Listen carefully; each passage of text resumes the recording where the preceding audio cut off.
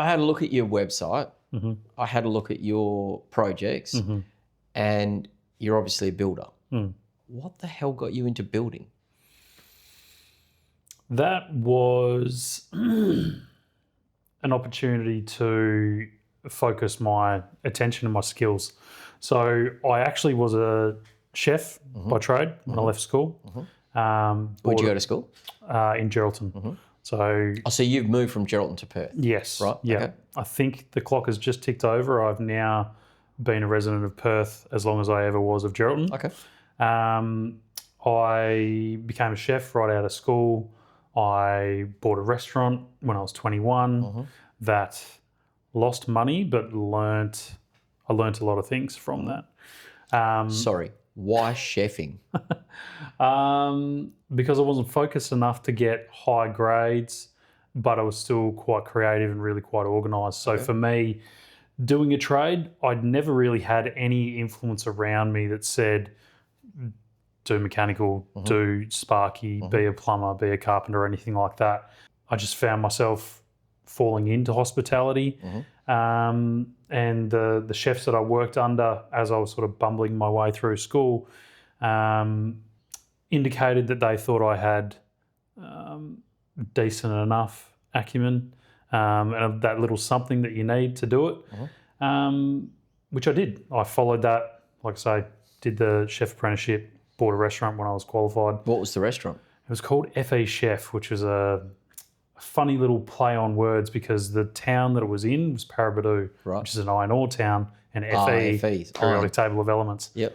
Went over the head of a lot of the residents. Of course. And doesn't really roll off the tongue either. No. Not a great choice. So why did it lose money?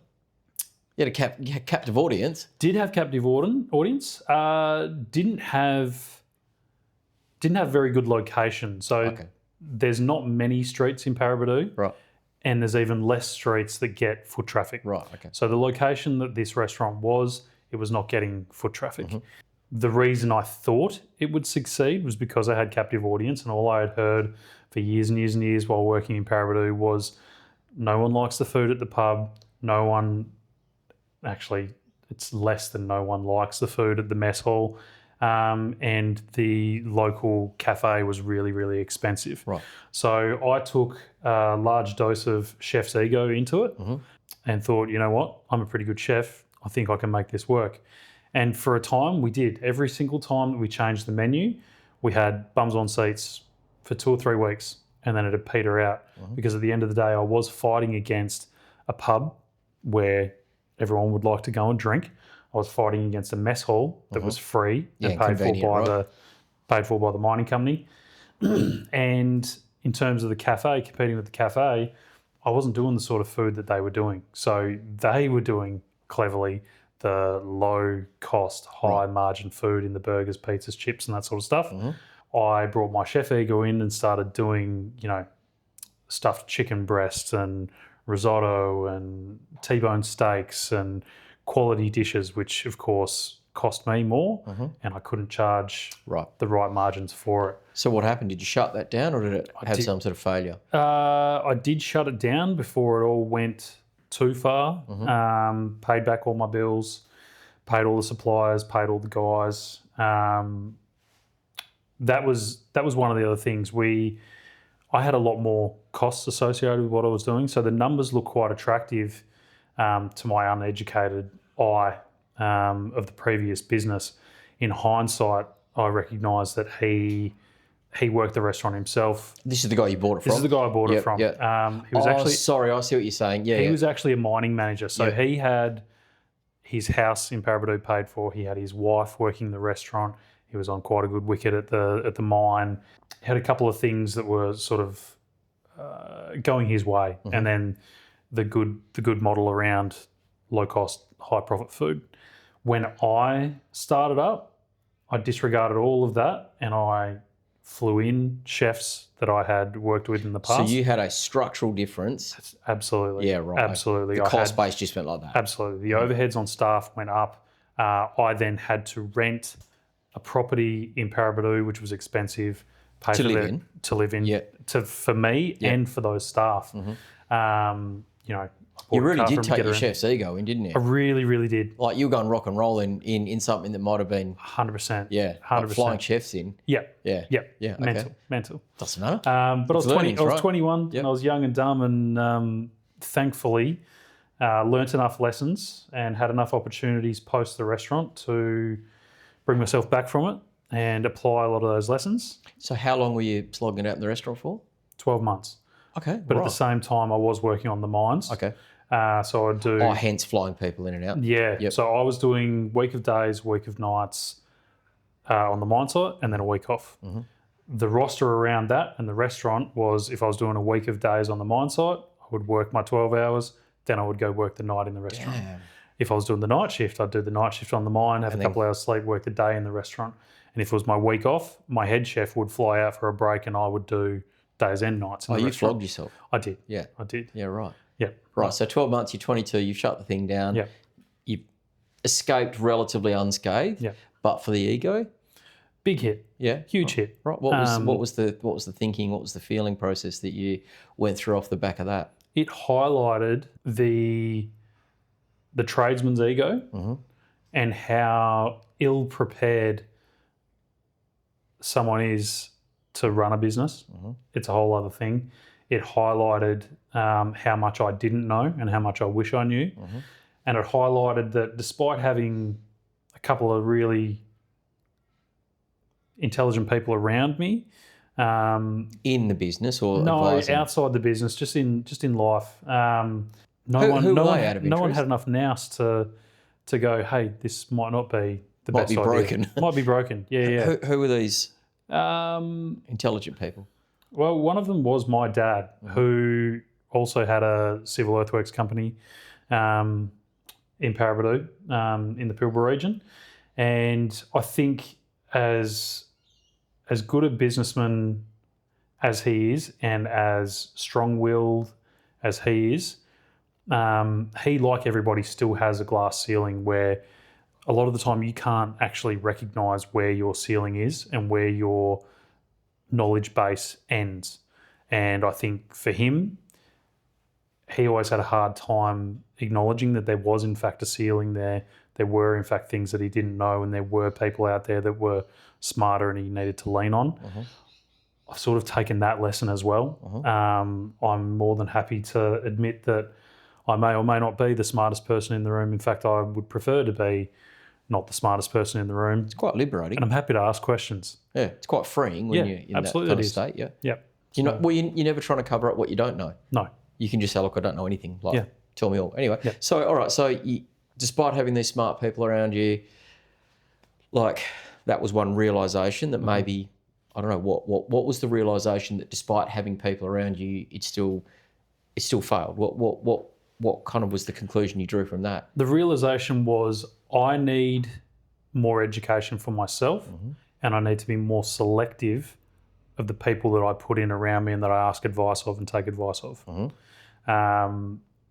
I think at the end of the day, well-meaning means something, but it doesn't mean enough. I need to be more careful in checking out the credentials of the people that I'm listening to, seeing whether the proof is in the pudding. Since I've heard a lot of times, and I've said it a lot of times, don't take advice off broke, unhappy people, which I tend to agree with these days.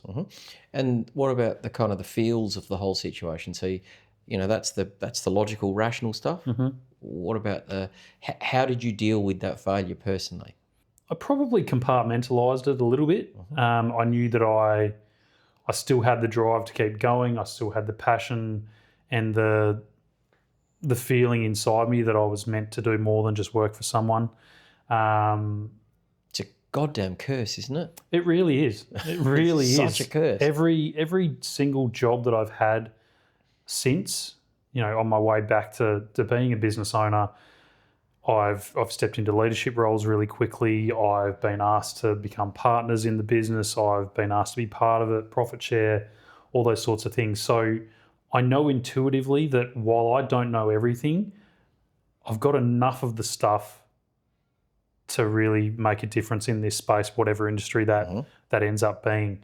But that hunger for education has never stopped, and I can only hope that it will never stop. I just want to keep learning. Well, I'm older than you. Hasn't stopped for me. Good. So there's one data point in 8 billion. So I'm sure there's other people out there, lots of other people like that. Yeah. Right. So then you're 22. I'm guessing you're, what, 35, 36 now?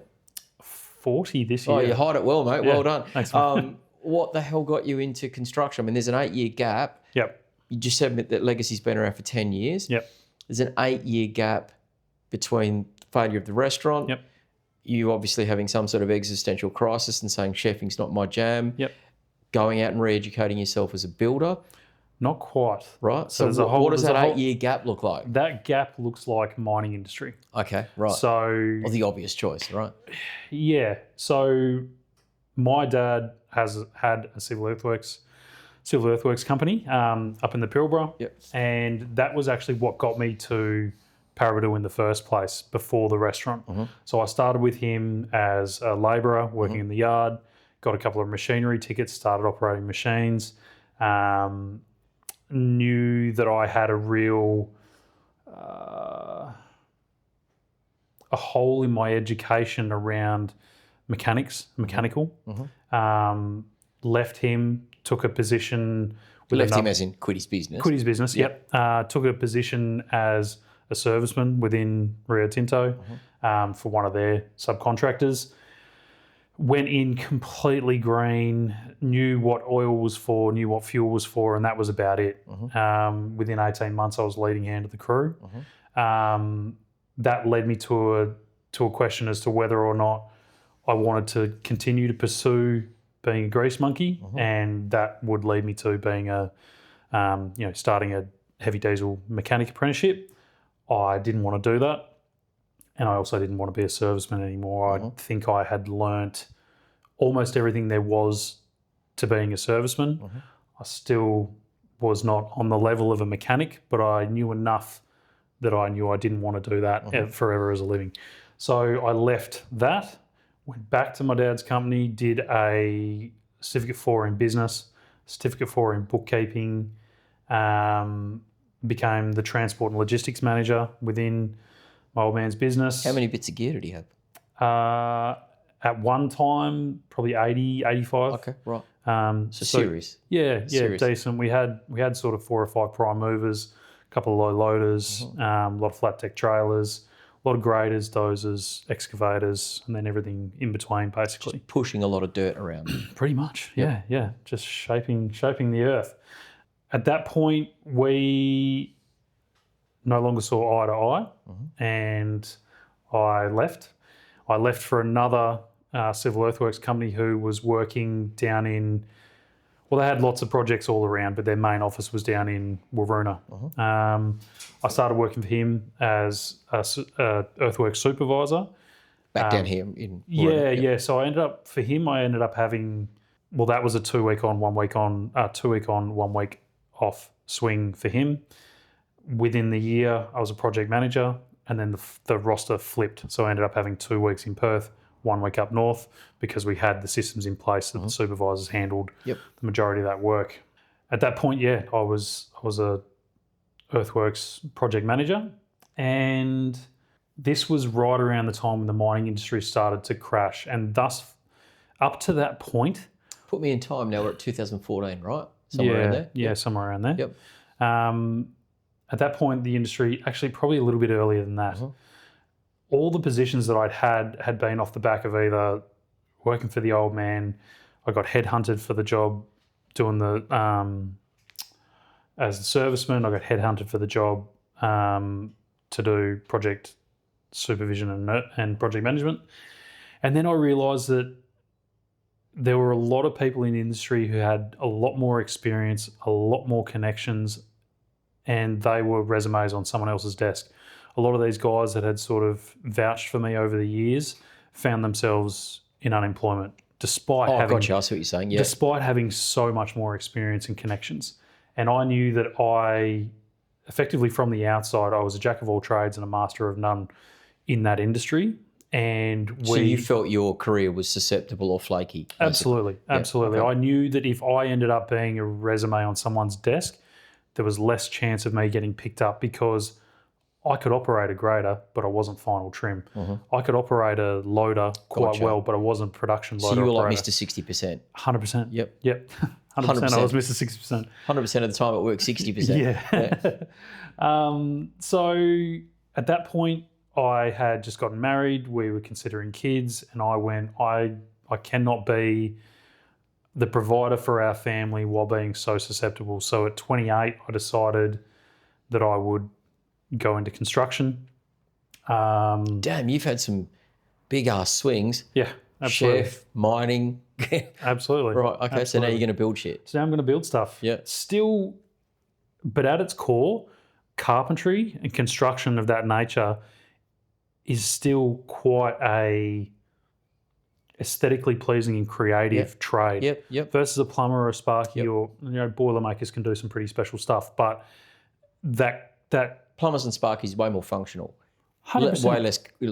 Way less creative. Absolutely. Yeah. Absolutely. So I think at its core, there's still a theme of creativity and aesthetically pleasing for me to do, which is why I fell into construction and carpentry specifically. I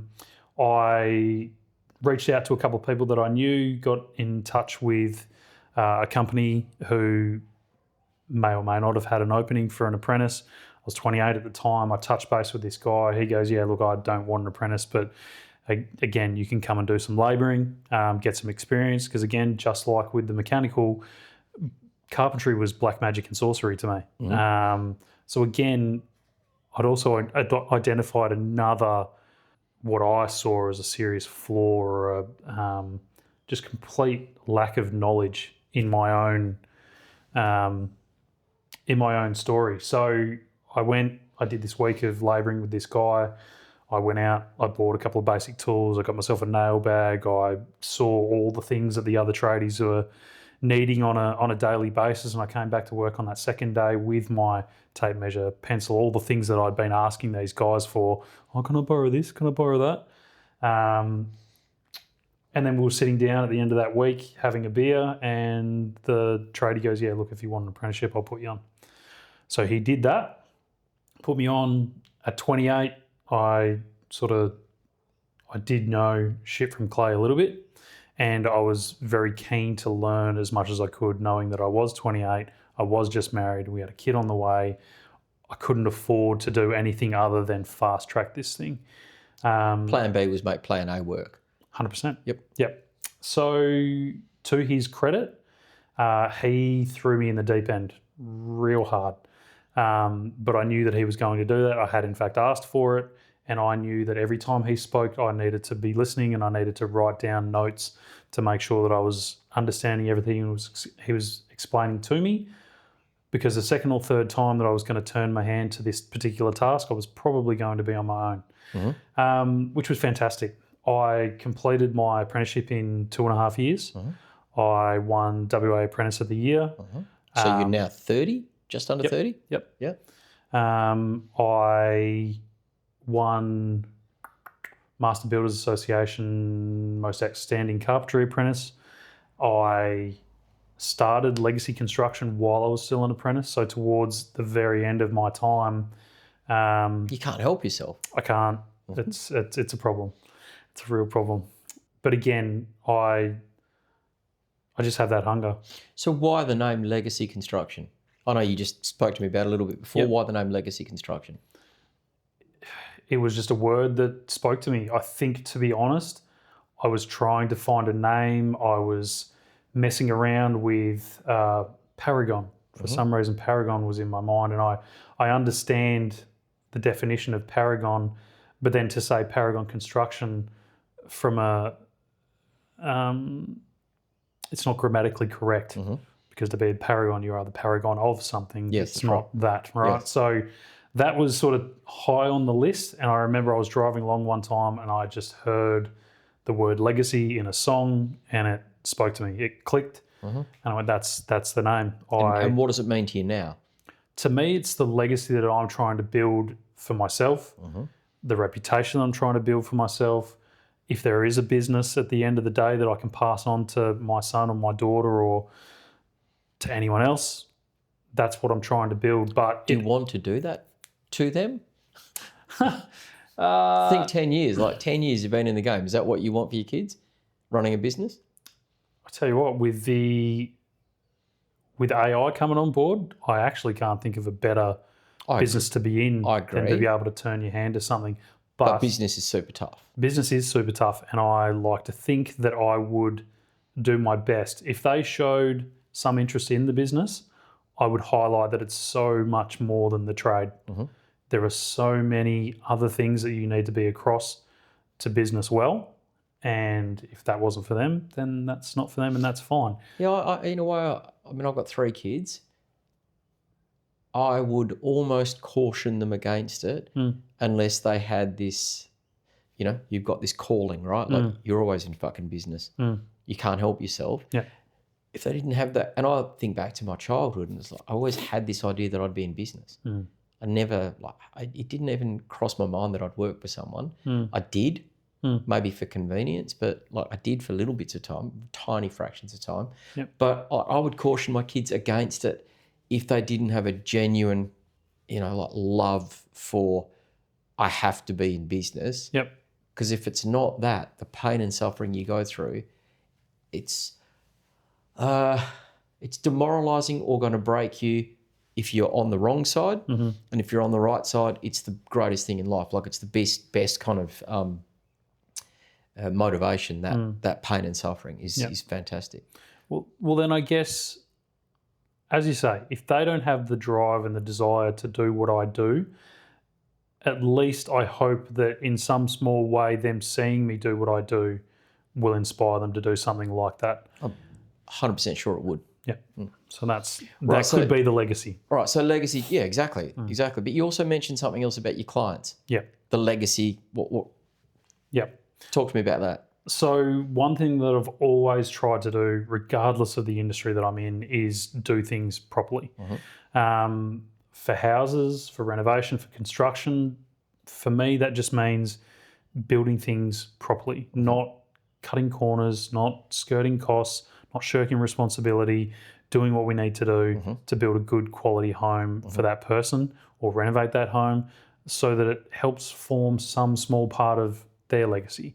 We want to be building something that lasts. Okay. And that's why with legacy we've come up with the slogan that, it's our passion and it's your legacy. Okay. So 10 years, you've outlasted 75% of people. I think it's 75% of businesses fail in the first 5 years. What's been if you look back across that time, you can pick instances or you can pick a theme. What's been the thing that you've loved the most about being in business? The freedom. The freedom. Over the course of that time, my family and I have done a little bit of travelling around Australia. We've now done 2 trips. The first one was just under 12 months. The last one was just over 12 months. While the business still ran? While the business still ran at a smaller clip. And a lot of the work that I did as we were going around was me back on the tools, doing stuff around the country, which again was just tremendous to be able to do for myself, but also show the kids that the skills that I had that I could apply my brain and my hands to allowed me to find work wherever we went. It really gave us the opportunity to set up shop in another state if we so chose, in another city, or return here, which is what we did. But that freedom and that ability to be able to work wherever we wanted, whenever I wanted, that's incredible. That's incredible. What else has been fantastic about that journey? Because you know what I'm going to ask in a minute, don't you? I'm going to ask you to flip the coin and tell me all the shit things. So let's put all the good things on the table to start with. Yeah, well, the good things were the opportunity that particular scenario afforded me with my family. The kids are young. They're only young for a short period of time. I know it feels like forever. They're short years and long days. But that was incredible to have that time and build that bond with those kids in those formative years and to spend that time with my wife that was really, really special. I don't think in this day and age people really get afforded that time. No, that's right. And Especially if you're an certainly not employee. dads. Yeah.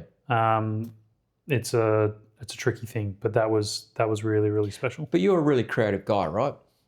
You know, you're chefing into like all these other things. Like my characterization of business is it's almost like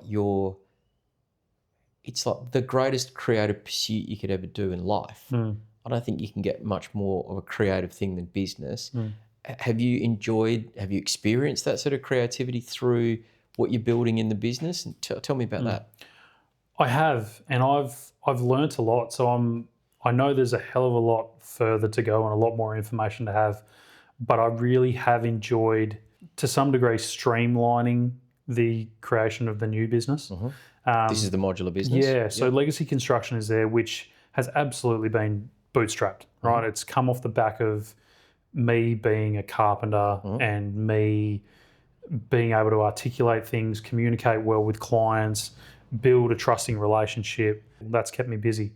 But I really have just, I've taken what I learned in those certificate 4s and I've taken the lessons from the business failure with the restaurant, but still there's so much more to learn. And through my years of experience with Legacy Construction, I've learned how to create Legacy Modular just a little bit faster and a little bit more methodical, which has been really, really good. And because I've done that, it has allowed me to be a little bit more creative. It's allowed me to reach out to people to do videography and marketing campaigns and really think about starting the business, but with the ending in mind. Okay. So whether that's building the business so that it looks attractive right from the get-go, it could be saleable, it could be franchisable, having an exit strategy in mind, knowing at least roughly what the most important first few steps are to building the business and building the business quickly. That's really added to my overall enjoyment because it's meant that I can focus on that vision and really get excited about it. Okay, turn the corner over for me. 10 years, what have been the really shit things? What have been the things that you, made you stop and pause for thought around why the hell did I do this? The lack of freedom. The exact opposite. It's the cray pot, isn't it? Easy to get into, really fucking hard to get out of. Yeah. And as much as I've enjoyed it, and as you say, like I can't help myself. I do thrive on the pressure. I do thrive on, being that guy that solves problems for people. Again, the ego hasn't gone away in that respect. But there are certainly times where things are going wrong, the client might not be happy, materials may not rock up, schedules are going haywire, the missus isn't happy, the kids aren't happy because I haven't seen them, or I've,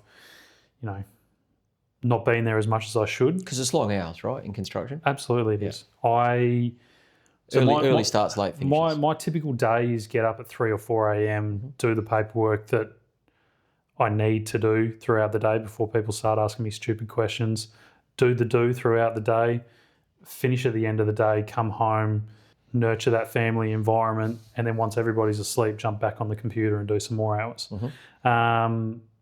If we're looking at the difficult and horrible parts of the business, like you were saying before, the mathematics don't lie. I think if I was to really look at the hours that I spend in the business and divide that by the amount of money that I put in my bank account, it wouldn't be an attractive offer.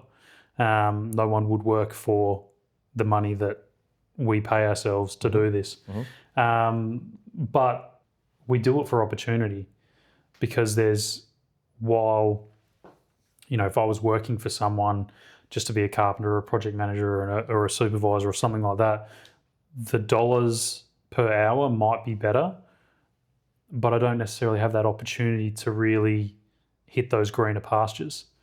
Whereas with Legacy Construction, working for myself, working harder is not always the best option. Working smarter is definitely going to help me more. I don't think I have a problem with working hard. And as Clearly you don't.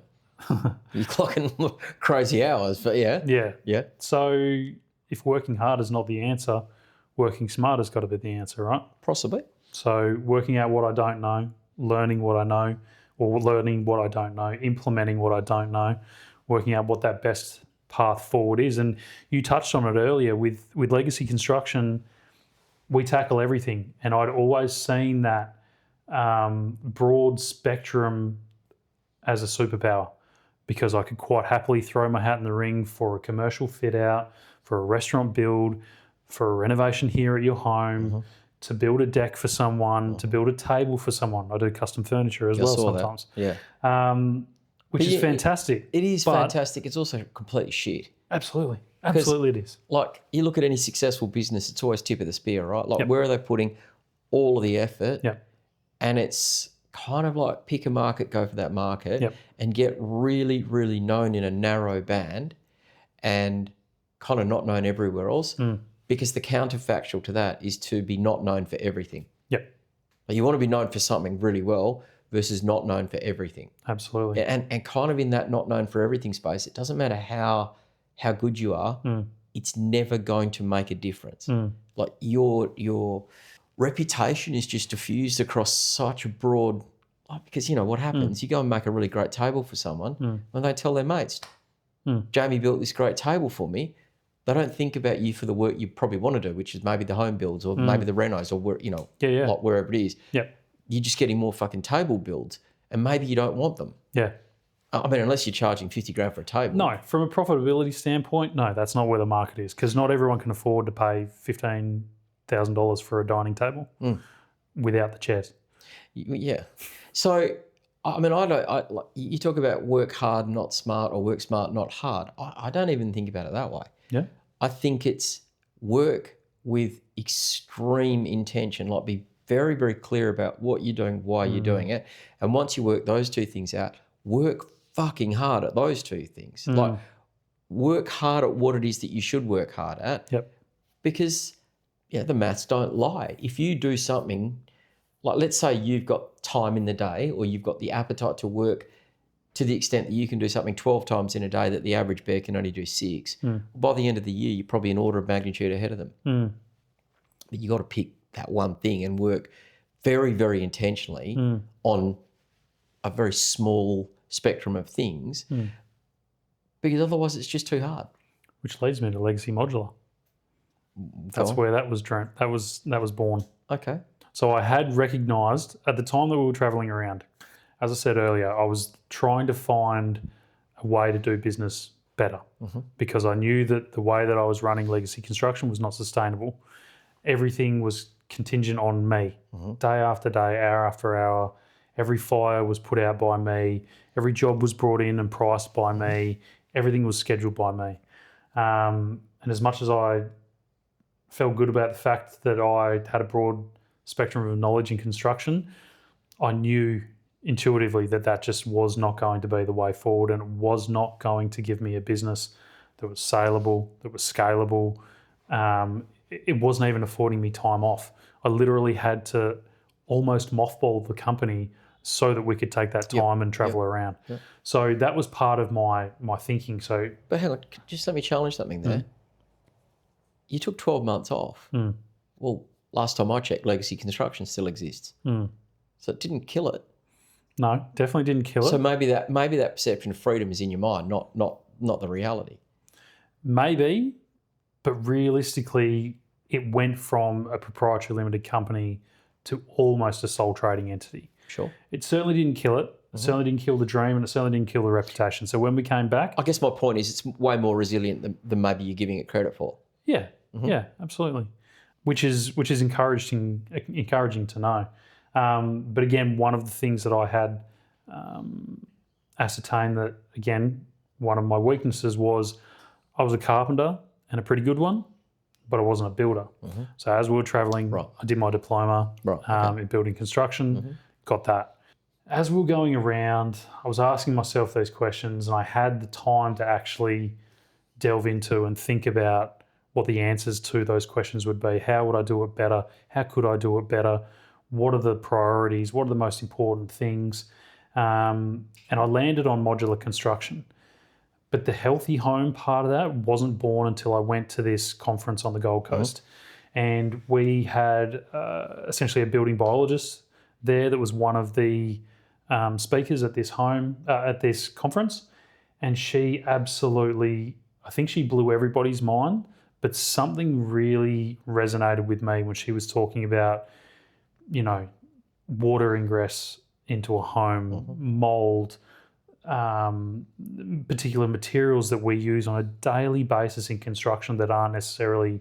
All the shit that makes you sick. Absolutely. They're not good for us as the tradesman, and they're certainly not good for the person who lives in the home every single day. 20 years. For 20 years. Yeah. And while I was in this headspace of, I've only got so many years left ahead of me, I wanted to spend it better, that concept of being able to get that across to a particular client and go, you've only got so many years left. Would you like to spend it in a healthy environment? Or would you like to take years off your life and carry on just doing what you're doing, living in what you're living in? That really spoke to me. And from that moment on, for the last 2.5 years, I've been working very, very hard to try and bring Legacy Modular to life. It has stagnated the last little bit from a personal standpoint. My wife is not well. She's had a couple of health battles over the last 2 years or so that have gradually gotten a little bit worse. She's not doing very well at the moment. And at the time, for me, the idea was to come back to WA, fire up Legacy Construction to build capacity again, get money back in the bank, get the guys back into the team, and then sort of reinsert ourselves into the industry. But the plan was always to only do that so that we could insert Legacy Modular and start doing a couple of builds. So Legacy Construction's a lifeboat, or whatever you want to call it. Exactly. Until Legacy Modular was up and running, and then phase out Legacy Construction and go into this other business that would be more process-driven, procedure-driven, repeatable, scalable, all of those things. The fact that I've had to sort of put that on hold for now has... Look, it's a heartbreaking situation. My heart breaks for my wife. It breaks for my kids. It breaks for me from a personal standpoint, but also from a professional standpoint, because I knew that when I first came back to WA and I started talking about modular 2.5 years ago, most people looked at me like I had two heads. And I knew at that moment, perfect. The market hasn't taken off yet. It hasn't been fully adopted yet. Certainly healthy construction hasn't been adopted yet. And it felt like just another sign that the wave hadn't broken yet. The wave hadn't even really formed yet. And I was going to be able to insert myself into this industry and be a leader in the market and ride that wave. While this stuff has gone on personally, I have seen the modular market go crazy. Brilliant. So I knew that it was a good concept. I just haven't been able to implement it yet. You heard of a company called Apple? Yes. Right. What are they famous for? They're late to market all the time. Yeah. They're always late to market. Like, they're literally late to market on everything, and they always get criticised for it. And then when they come to market, they do it so well they just take the market. I wouldn't worry about being late to market. In actual fact, I think there's a massive advantage in it. Okay. And the advantage is you're a tiny company. And if someone goes out there, or if a whole group of people go out there and let's say fertilise that market in the minds of people, you're not making two sales anymore. The problem you got with this Legacy Modular and this healthy living thing is you're having to make two sales. You have to convince someone on the idea of modular living or modular construction and healthy, and then you have to convince them that you're the guy. Well, if someone's gone off and done that, brilliant. Just outmarket them. Just outsell them. Someone's done the hard work for you. Go and take the baton off them. They've taken that risk, right? 100%. Yeah. 100%. Like, go into businesses at your size and the types of work you're doing, established need. Like, if someone's established that need for you, well, beautiful. I wouldn't concern myself with it. I think there's probably benefit in just like pulling back a bit. Okay. I suppose it gives, from a financial standpoint, it gives lenders time to catch up. I know. Oh, you mean for your consumers? For Legacy Of course. Modular, I mean, Mate, the market's not ready. it's not. And Commonwealth Bank, to their credit, I think have been early adopters. They've sort of seen that. Most of the other lenders have been reluctant because obviously everyone wants to make sure that they're going to get their money back. And if a building this high worth product is sitting in somebody else's factory or yard as opposed to in situ on the block, the lenders get a little bit, they're Shaky. risk adverse. Yeah. And I don't do sexy stuff. Botox was sexy at one point. Look at it now. Don't do sexy stuff. Like do the stuff that's boring. Yep. And there's an established need, and just do that really well. You're not trying to dominate a market. You don't need to be the guy that just goes and changes the world. And I know ego and creativity and all those things get the better of us. Yep. But like the smart move is let someone else go do the hard work. And just go and do it well. Because, again, you think about Apple, when they're late to a market, what is the one thing they always are? Really, really good at it, whatever they do. Right, so I'm going to ask you one question and then I'm going to flip the coin and get you to ask me some questions. I know you had a few questions. Yep. So play the tape forward the next 10 years. Where's Jamie? Where's the family? Where's Legacy? What does it all look like? that is a fantastic question. I don't see Legacy in whatever form it is stopping. As I said, I can't really help myself. So in one way or another, that is going to be in the world. The kids, we've done our very best to raise happy, respectful little humans who ask lots of questions and show respect, but also find their own light and their own fun. So hopefully the things that we've tried to instill in them 10 years down the track will have pretty amazing little... What, they'll be 20 and 15? 2015, yeah. So, well, one will be out the chute and one will be right my in the daughter middle probably of it. won't be talking to me at 15. Yeah, absolutely. That's a guarantee. Yeah. That's a guarantee. And hopefully the boy's been drafted by West Coast. So we'll see. We'll see how we go. My wife, hopefully in the not too distant future, we find what we're looking for. We find the help we're looking for and we get her healthy again. That is absolutely the hope, and that's the thing that spurs us on. How are you with all that, if you don't mind me asking? Tough burden, right? Tough burden. To me personally, it feels like fingers in a dam. I know that I'm struggling. I know that I'm feeling it. I know that I'm compartmentalizing a lot between what's going on for me as a husband, what's going on for me as a father, what's going on for me as a business owner and an employer, and also a builder for our clients. I feel a tremendous sense of responsibility and obligation to each of those markets or people in my life. But I also have this sense that regardless of what's going on, I need to endure. I need to endure for my wife. I need to endure for my kids. There's some part of me that goes, I need to endure for the business. But I know for a fact that if I was to wrap up Legacy today, my guys wouldn't necessarily want to go anywhere else, but they would. They would go somewhere else. They would find other jobs. It'll be fine. They'd be fine. They'd be absolutely fine. You'd be fine as well. Yeah, I think I would. I think there's a knowing there that I would as well. But yeah, look, I'm a little bit tired. Yeah, I'm carrying a lot, and we have for a while. We've worked very hard to care for Chantel as an outpatient and keep her in the home, keep her with the kids, keep her with me, keep her comfortable, all those things. And I've been trying to do that for 18 months to 2 years.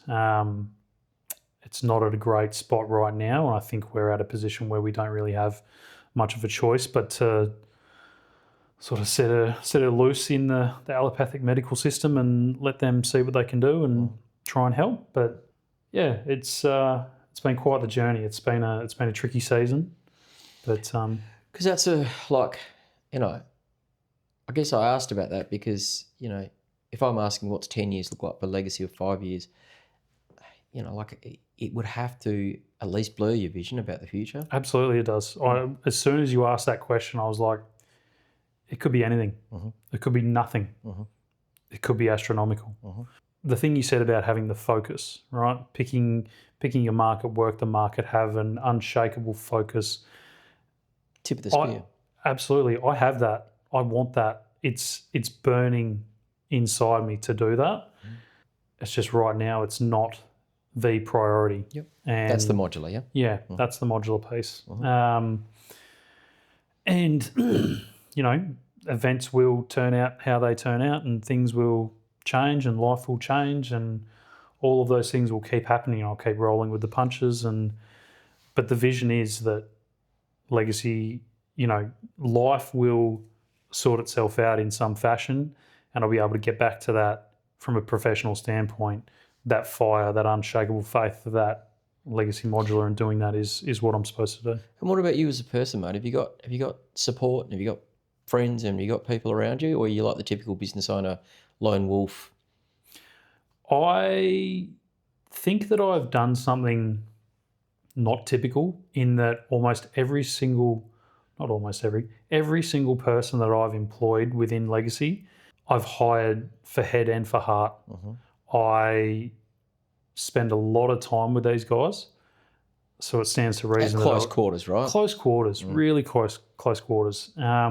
So for me, it's always made sense that you would hire people that you like, know, and can trust. And I've always prided myself on my ability to do that and nurture those relationships and find those good eggs. And so that's in the business. That's in the business. But what about for Jamie outside the business?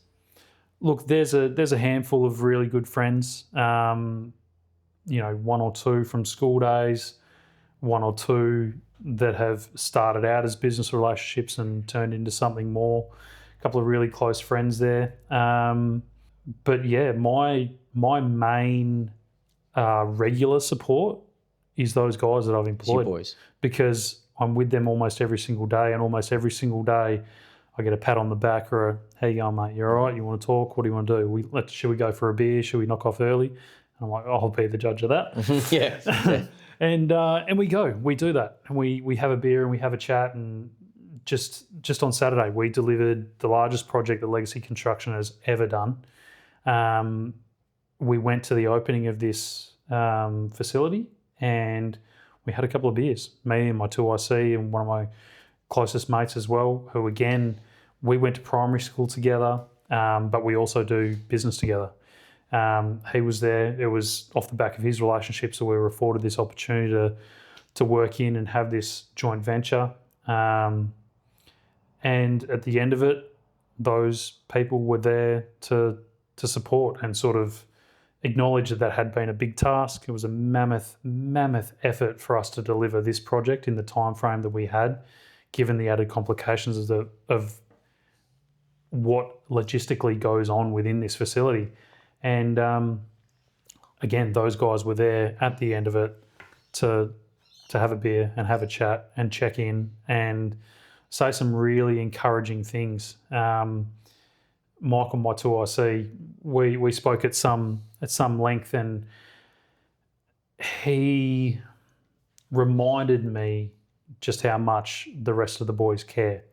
They may not be approaching me every single day to sort of pick my brain and ask me to go deep into the conversation, but they were asking him. Yeah. They were knowing that he had a closer relationship, and they were checking in, and they were asking if there was anything they could do to go above and beyond to make it easier. So that's where sort of atypically I think my business and personal life has blended to that degree, because I know that I don't necessarily have the time for friends outside. Yeah.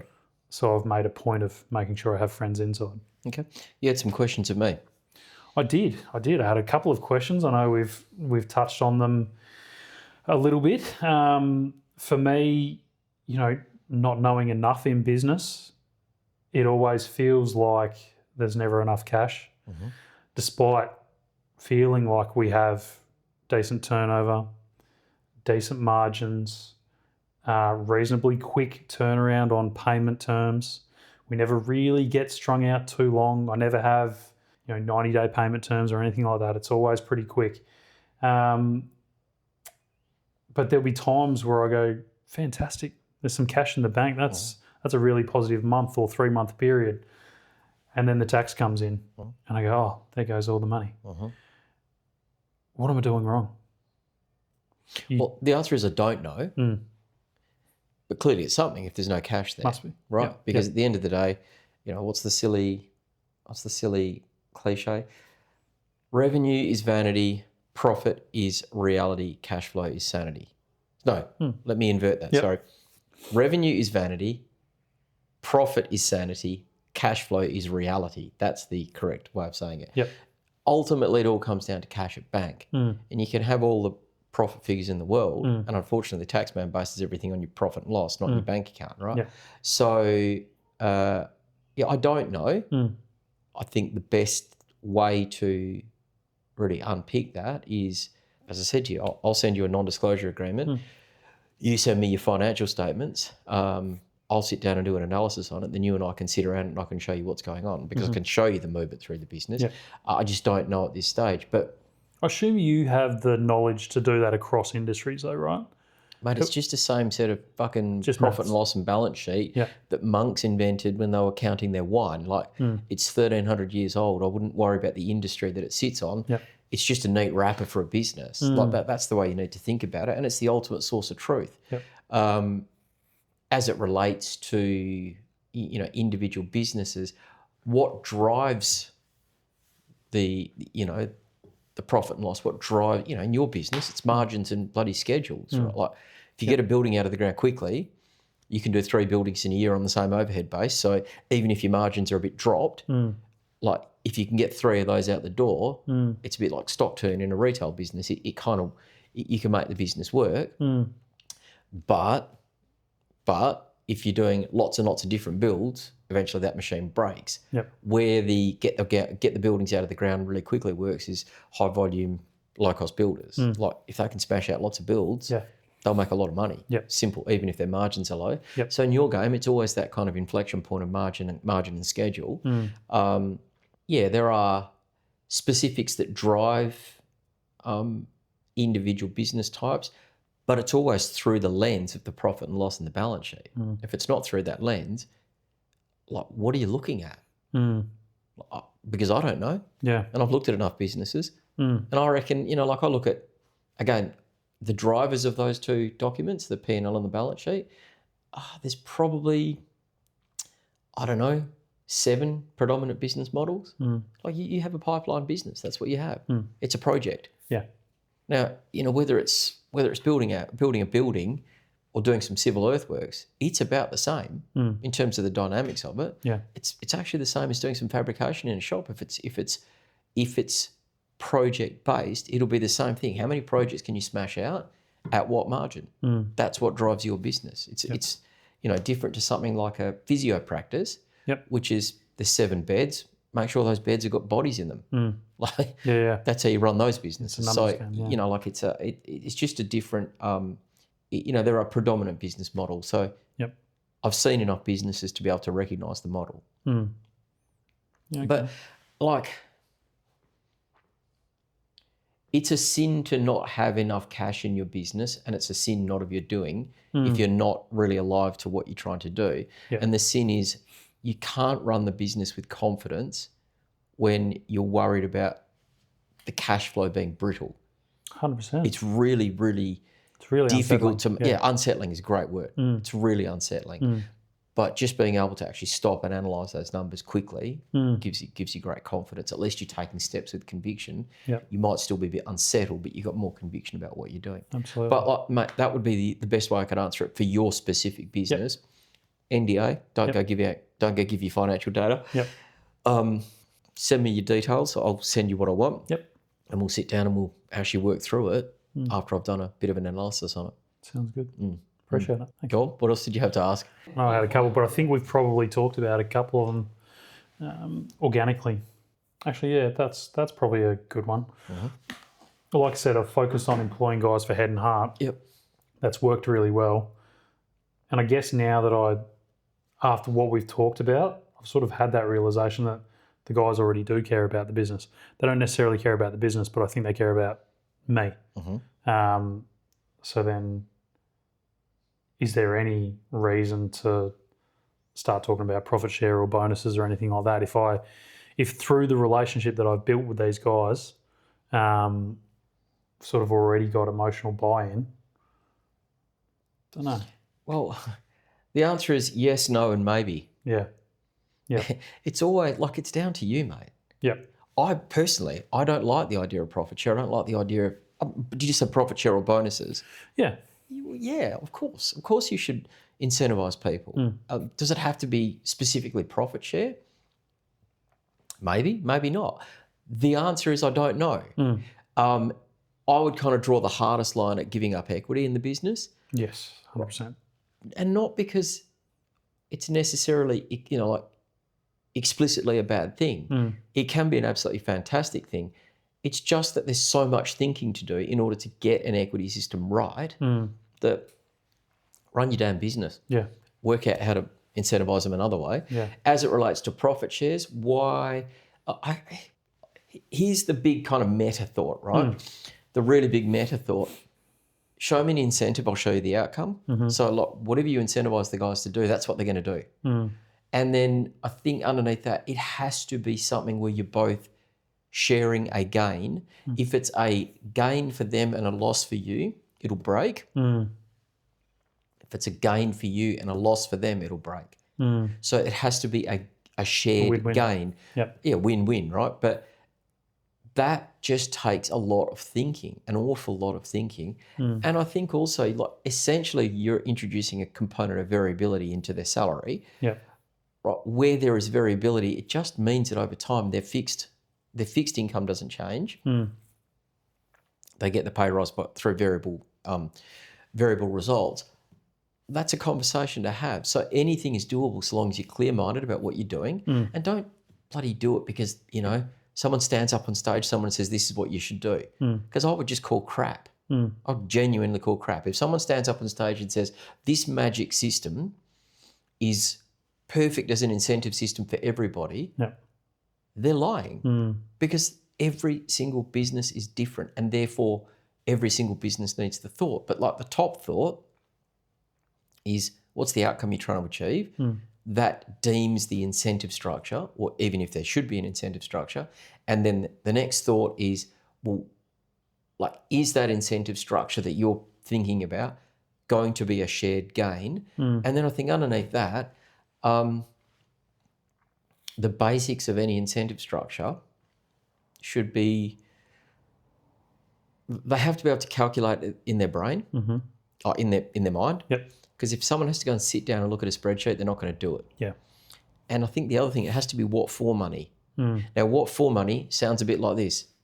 If it's a bloke, darling, I'm going to be at work late tonight. What's the next question she's going to ask? What for? Yeah. Now, if he can't calculate the dollar figure in his mind, he ain't making that call. Yeah. Because he might say a bonus and she'll say, what, $50? It's got to be calculable in the brain. Then what for money? As in, and nobody's ever going to express it as $5,000 or 7,000. It'll be a trip to Bali. But he will express it to his wife, or she will express it to her husband as some sort of life outcome. Yeah. That's just how people operate. So if you don't create the system to accommodate for the fact that humans just operate like that, if it's not something they can just quickly tote in their head and then pick up the phone to their partner and say, I'm staying late, when the what for comes, they should be able to say X, then it's kind of it's probably not going to achieve what you think it's going to achieve. Yeah, because I think without being able to sell that story, that answer for what if would just be, we just need to get this done. Yes.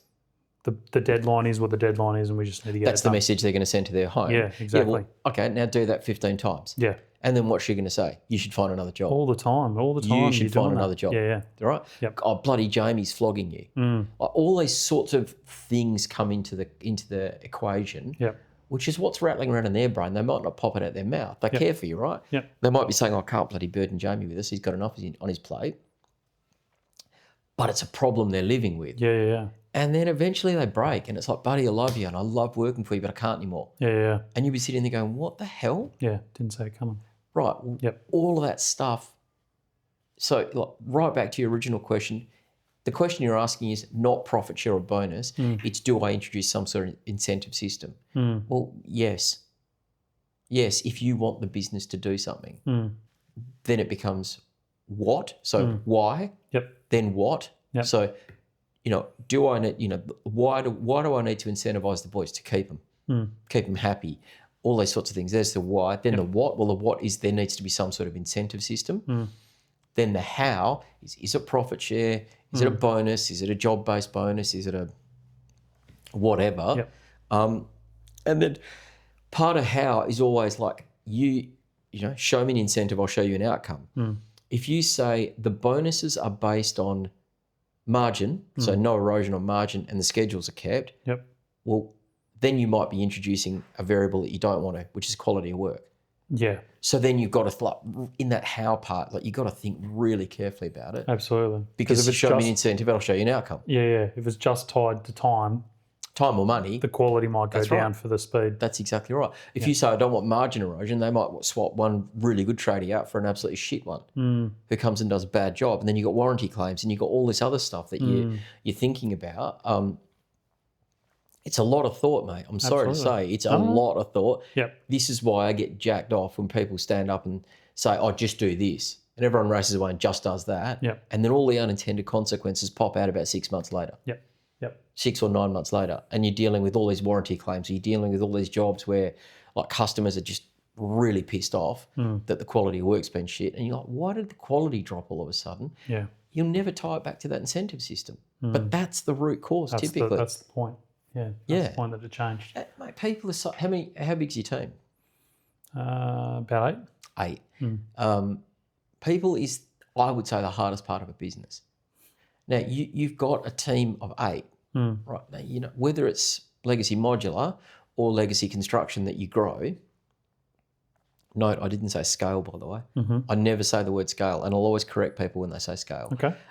Why? Because scale is technically, well, maybe not technically, most commonly used, where you've got these sort of things like Silicon Valley businesses where someone says, I've got this idea, it's Facebook, and I think we can get 4 billion people on this platform.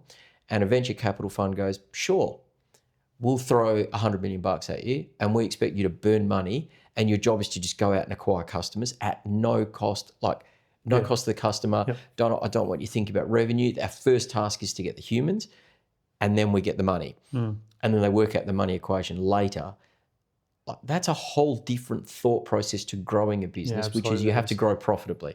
You said the word bootstrap. I would just say that's growing profitably. And it's not this kind of like dip and to come out. Now, the reason why that's acceptable in Silicon Valley is 95% of their investments fail catastrophically. They rip up their money and 5% go to the moon. And the ones that go to the moon make them so much money that the 95% is almost cost of doing business. So it's that scaling in my head, when I hear someone say they're going to scale something, my first thought is, well, where are you going to raise the money for that? Right. And then are you good at going out and raising money off investors? And, so then if it's not that, it's growing a business. But when you're growing a business, like if you're going to grow modular or if you're going to grow construction, and in my head, delete the off-field circumstances you're dealing with at the minute and just think about the business. In my head, there's an open door with the construction work that you do and prospectively an opening door with modular. Now, I don't know enough about that to say it is or it isn't, but there's definitely an open door and there could be an opening door. If you do it well enough, you could do both. So you might end up with a team of 50 people. You might end up with a team of 100 people. There's nothing inconceivable about that in 10 years. Well, none of those guys are going to give a shit about you more than these 8 guys do now. Yeah, correct. And I would probably then take the 8 guys and halve them.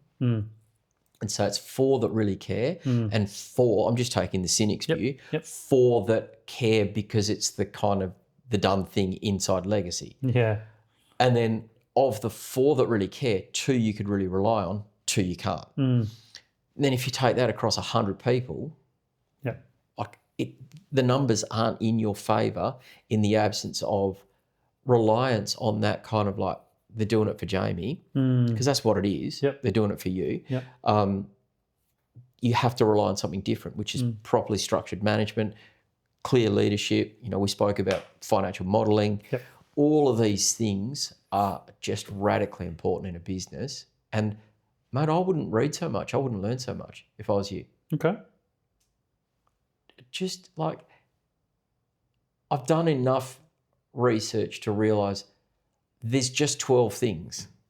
Okay. Genuinely, there's 12 things. If you can nail those 12 things, like, you can run a pretty solid business. Okay. Recruit well, manage well, lead well. Yep. You have a good stack of people. Yep.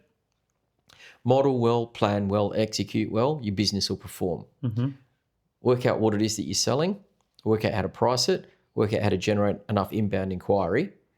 Your business has got a good strategy, right? There's a defensible moat there. Yep. Work out how to sell, work out what techniques you need to sell, and work out how to manage that sales pipeline. You'll grow.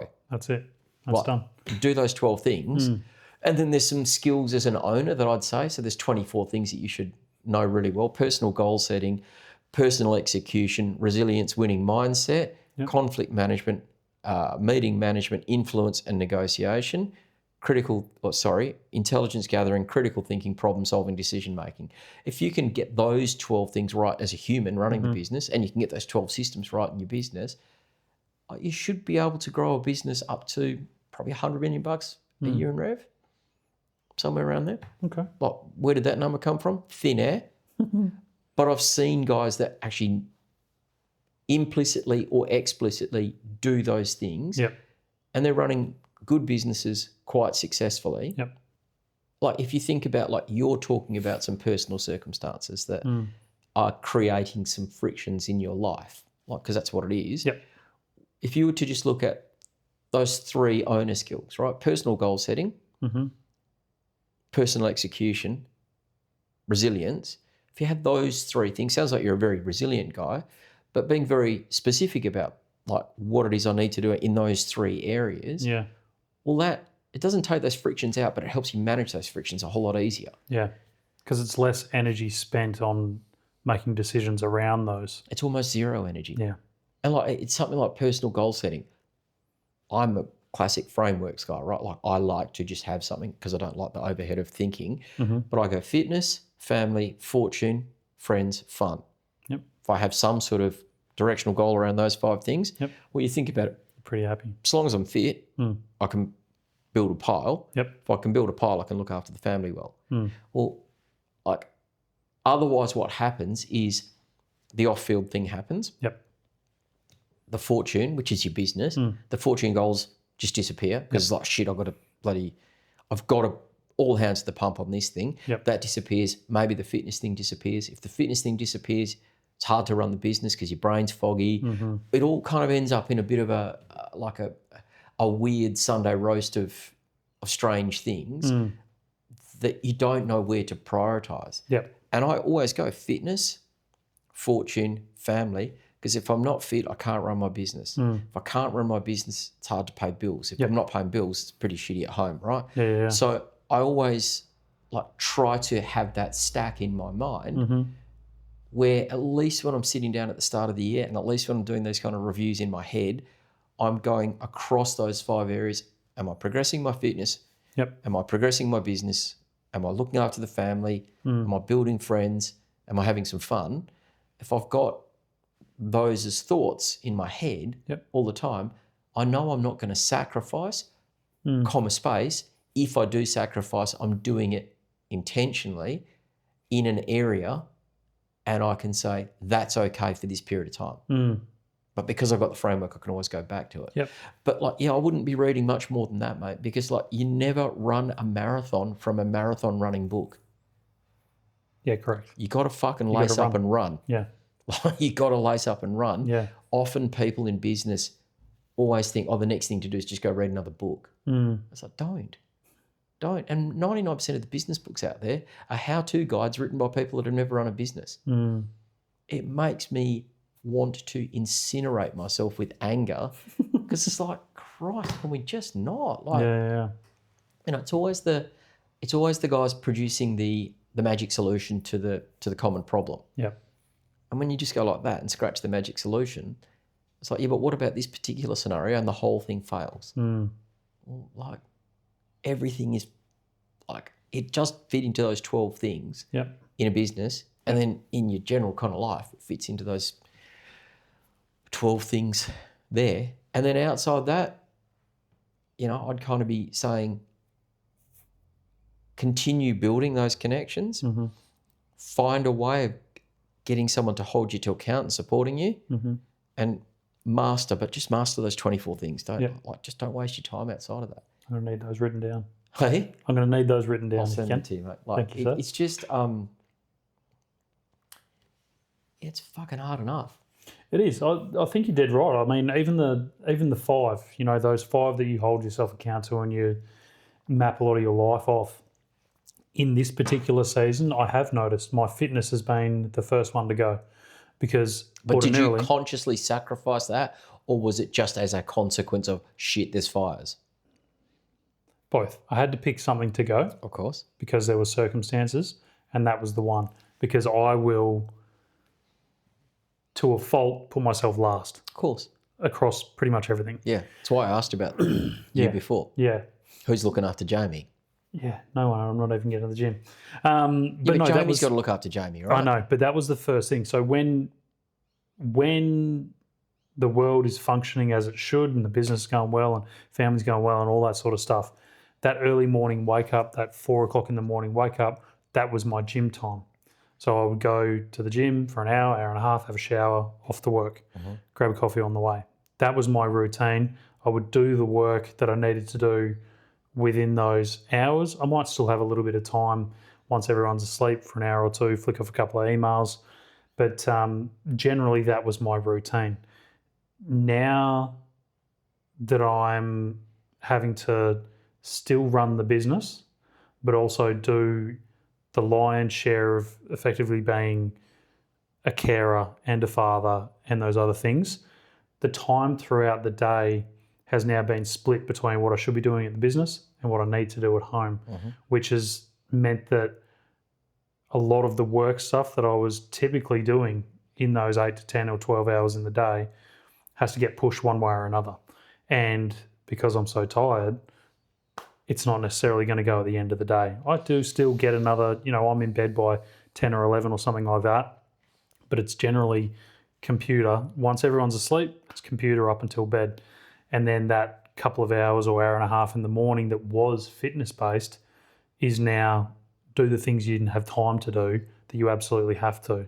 Because again, in this business, and I assume it's the same with all businesses, or most at least, if the business has not been set up in a way that it is systems and process driven, there are things that need to happen that need to be actioned by the person at the top. And if those things don't get actioned, if there's not an answer given, a thing ordered, a trade contacted, or whatever, that has catastrophic ramifications for scheduling down the track. You know, if I don't tell the boys where they're going the next day, they don't know where they're going. If I don't contact... Hire a scheduler.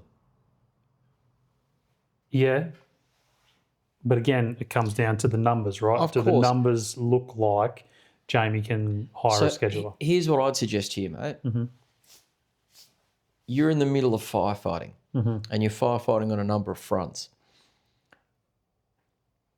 And the don't have time thing is both real and a complete myth. Right? It's real because you're firefighting. Yep. It's a complete myth because you and I have got exactly the same 168 hours in a given week. If you're really intentional, using that word again, you can force out across, because like, here's the thing I see. You don't look after your fitness now, right? And you sacrifice your gym, you sacrifice your sleep, you sacrifice your diet, you sacrifice your fucking mental, fitness, you sacrifice your intellectual fitness. Yep. 12 months' time, you and I are going to catch up. You're going to be facing a different fire. Right.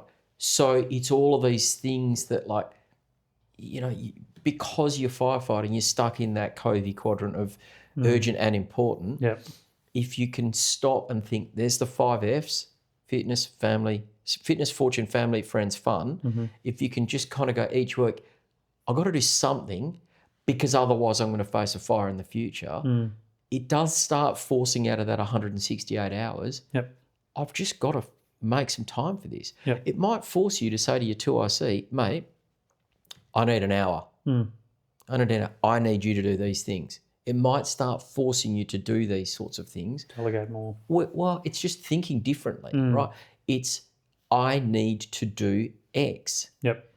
And, you know, you have ultimate freedom and complete lack of freedom at the same time.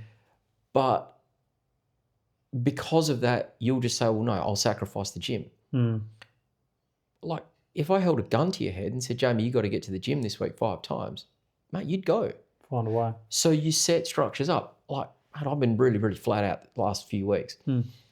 I've ridden twice a week and I've gone to the PT. Why? Because I made little things that made me do that. Yep. Just silly little things that made me do it, that forced me to do it. I have a PT that scares the shit out of me.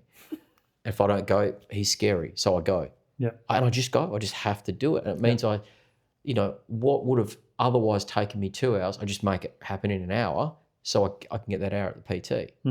All of these little kind of things, but fitness, fortune, family, friends, fun. Yep. They're the 5 things in life. And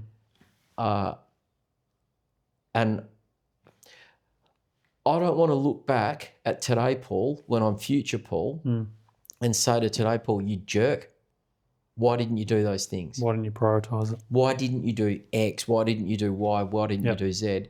It will force you to do things differently. And I think that's an important skill in life, that you've got to find a way of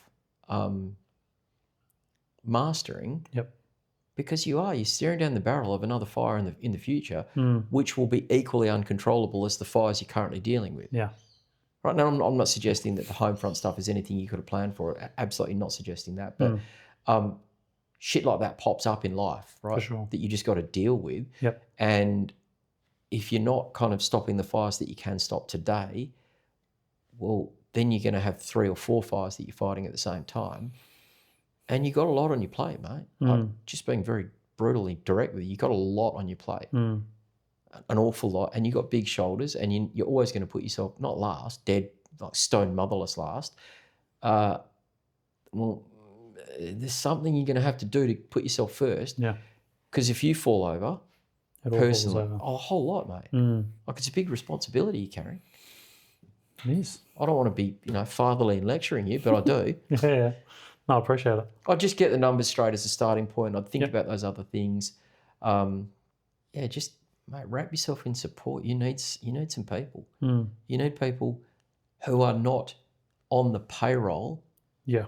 You need some people that are kind of looking outside in. Like I say, some good connections. Someone's going to support you and hold you accountable. Someone's going to have to pat you on the back and kick you in the ass. Yep. And you don't need to go and learn everything. Just learn those 12 things in business and the 12 things in life. I don't know. It's easier. Yeah. It's a little bit easier, even if it's 2% easier. Yep. I went through a divorce just as a complete non sequitur, and it was a horrific feeling. Like, the guilt of doing that was unbearable for me. So I went and sought a counsellor. And long story short, he kind of said to me, you need to work out if you want to work with me, if I'm your kind of guy. And I said to him, well, you need to tell me exactly what the program looks like. And he said, well, you're the last bloke on the planet I'd tell that to. I said, why is that? And he said, because you'll go and study for it, and you'll try and make every one of these sessions perfect. Yep. He said, that's not the idea. I was like, okay, yeah, that's fair. And I said, all right, well then I'll make my decision based on this. Are you going to unfuck me? And he went, no, not even going to promise that. I was like, and he goes, but I'll tell you what. I said, okay, what? And he said, I'll just make you a tiny little less fucked up. And he said, and that's a great thing. And I'd say it's the same with you, mate. Just make it the tiniest bit easier, because it's better than making it a tiny bit worse. Absolutely. It's a good way to look at it. Yeah, well, I don't know what other way to look at it. Just step at a time, mate. Yep. Chop wood, carry water.